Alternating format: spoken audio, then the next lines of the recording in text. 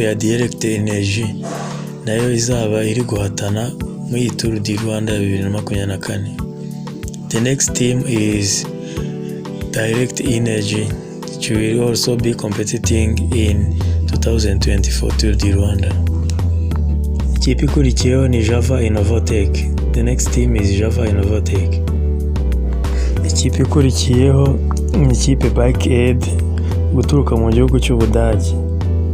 The next team is Bike Aid from Germany. Ikipe ikurikiyeho ni ikipe ya Groupama FDJ yo mu Bufaransa. The next team is Groupama from France Cycling Team. Ubu noneho twatangira kureba ibyagiye biba muri Tour du Rwanda. Izere ko muryoherwa. Right now let's start looking